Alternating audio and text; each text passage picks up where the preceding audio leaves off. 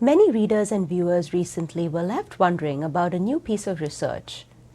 It seemingly indicates that some young people should not be saving for retirement, especially early on in their careers. Now, this is the opposite advice to what we at Morningstar have been telling you. We say that you should save early and save as often as you can so that you can take advantage of the power of compounding. We still stand by that. But back to this new research.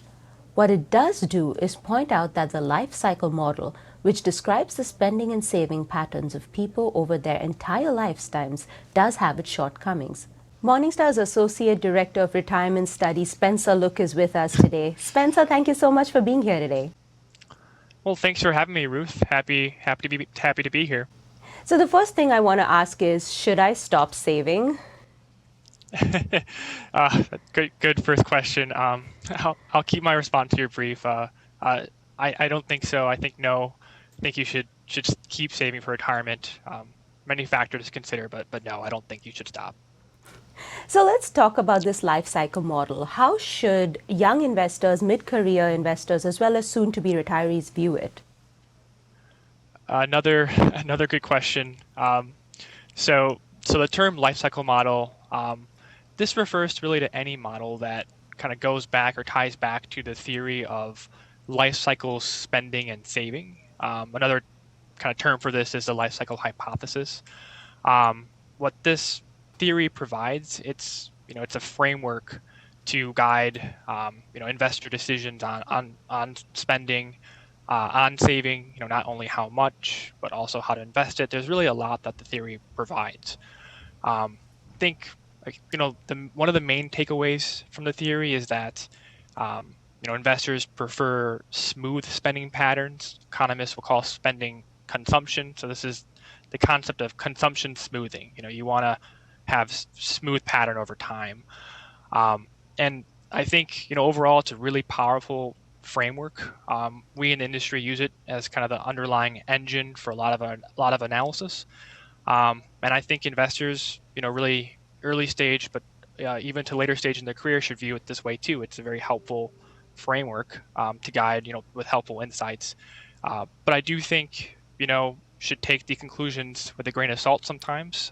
There's assumptions and there's shortfalls with the framework that don't always play out that well in the real world.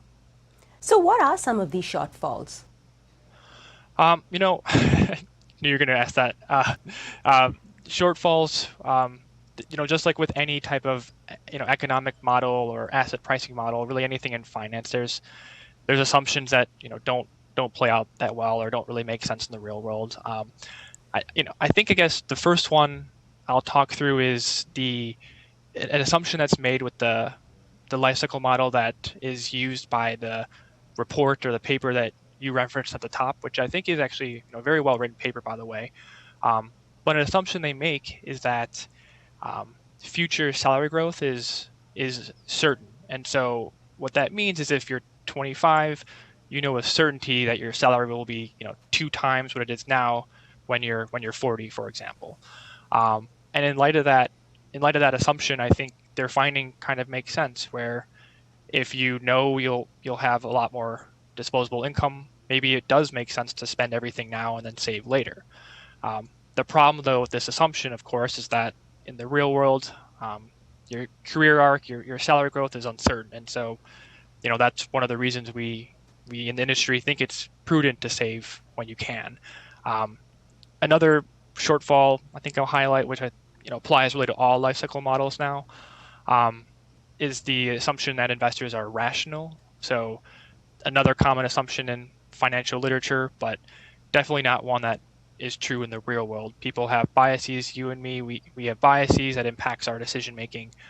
And I think, just applying this to the life cycle model finding from the report, if you are, spending everything, you're not saving it all for retirement, in your earlier years, and then all of a sudden at 35, the transition point hits, and then you're supposed to start saving 30% of your salary.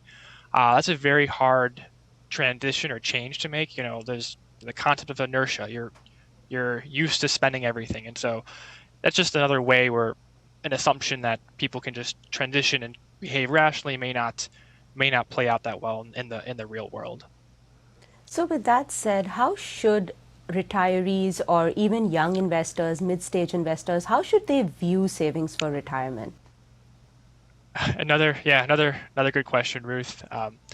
You know, I think regardless of, stage of investor, like, definitely early stage investors, I do think if you're in the habit of saving now, I think, I'd encourage you to keep saving, stay the course.